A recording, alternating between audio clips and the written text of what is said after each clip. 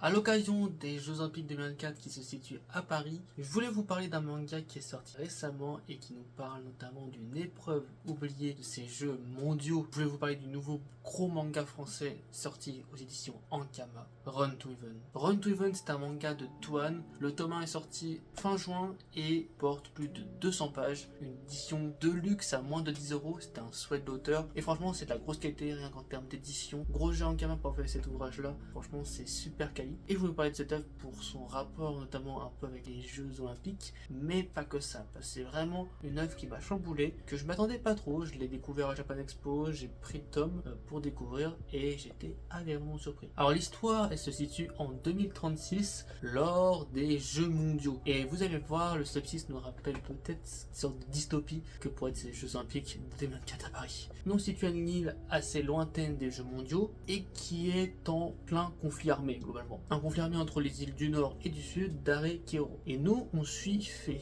une jeune fille qui tente de vivre sa vie d'adolescente. Alors, ce qui est très bien avec ce manga déjà, c'est que ça me fait penser à tellement d'œuvres, rien qu'avec ce tome 1, qui est super puissant. Ça me fait notamment penser à Asadora, le tome 1 de Naoki Urasawa, connu pour Monster, pour Billy Bat, pour Pluto, qui est sorti récemment en animé. Mais le tome 1 de Asadora, l'une de ses dernières œuvres, a vraiment ce truc que je retrouve dans Run to Even, dans la construction du récit. Déjà on suit un peu des enfants, etc. Il y a la guerre, etc. Au niveau du style, ça ressemble un petit peu, mais c'est plus au niveau du rythme, de l'intensité de ce tome 1 que ça m'a beaucoup marqué. Le tome 1 de Run to Even a cette même dynamique de tout faire assez vite, et c'est vraiment en thème avec le manga, en fait, où on suit Faye, qui est tout simplement une personne qui court vite, qui court super vite d'ailleurs, et bon, on va voir ça par la suite plus en détail, mais en tout cas, quand je dis que ça va vite, c'est pas un défaut en fait. C'est par exemple des situations, des mises en situation sont hyper efficaces et on comprend très vite en une page à quoi sert le personnage, pourquoi il est là, ses sentiments, ses désirs et tout ce qu'il faut pour le suivre en fait. Et c'est super puissant parce que dès le début on s'accroche très très vite au personnage. Je vous présente notamment cette page qui montre un vieux monsieur un peu méché.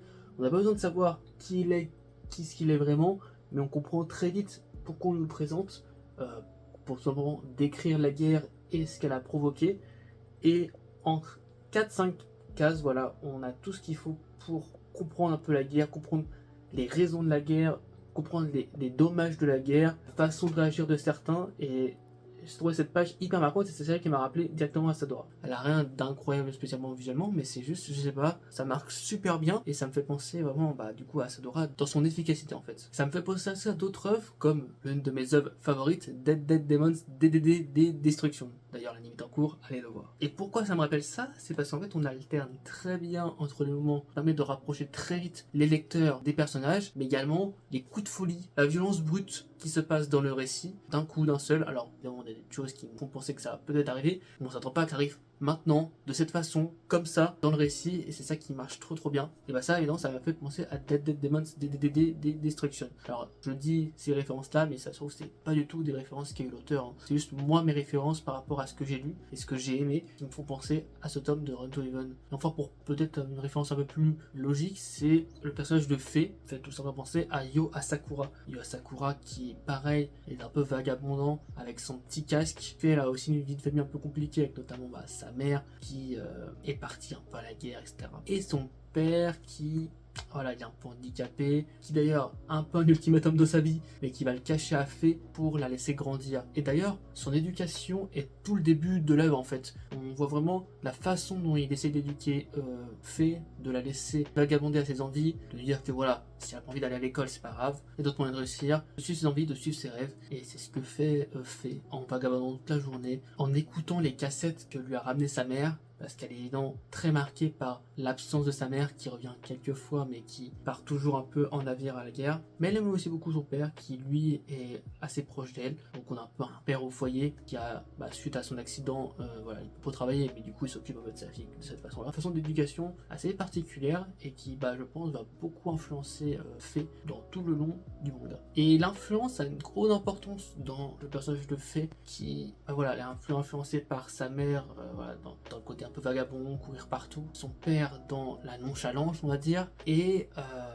d'autres personnages qui vont arriver après. D'en penser à Camille qui va un peu lui donner son rêve qui va être de courir un peu pour les jeux mondiaux. Je vous dis pas pourquoi ça s'est déroulé comme ça, pourquoi, parce que ça va vous spoiler un peu tout le tome quoi, mais on a vraiment une construction dans ce récit où en fait Faye va être de plus en plus pressante dans l'histoire sans le vouloir en fait. Elle va finir par participer à une course, puis voilà, tout va s'enchaîner juste après, et ben, à la fin du tome, ça te part de plus en plus en steak. On comprend pourquoi les îles sont en guerre un petit peu, en plus les valeurs de chacun et de chacune, et c'est assez marquant comme fin de tome. On a vraiment beaucoup de choses qui se passent dans ce tome 1, je vais pas trop vous en dire sans vous en spoiler, donc bon, je vous invite vraiment à aller voir l'histoire, que le récit est vraiment super bien, mais je vais du coup m'attarder un petit peu comme sur le visuel de ce manga, parce que déjà la cover elle est magnifique, et tout le tome est comme ça en fait, et on a un gros marquant sur tout simplement sur les premières pages couleurs qui sont juste magnifiques, notamment cet acharnement presque sur l'insistance des chaussures. L'auteur insiste vraiment beaucoup sur ça parce que tout simplement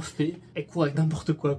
Elle utilise tellement ses chaussures qu'elles sont totalement pétées. Elle va utiliser des sandales de mer pour marcher parce qu'en fait elle se fait un peu voler ses affaires à cause de son statut qui est donc la fille de la colonelle, de la mère un peu pèse dans l'armée quoi. Du coup les gens de l'île l'aiment pas trop, enfin certains, et du coup Faye se fait un peu agresser. Mais elle a toujours une façon de réagir qui est très particulière et qui est très propre à Faye, que j'aime beaucoup. Et pour la première course à faire, et c'est pour ça que je vous parle de l'épreuve un peu oubliée de ces Jeux Olympiques, c'est qu'elle va courir pieds nus.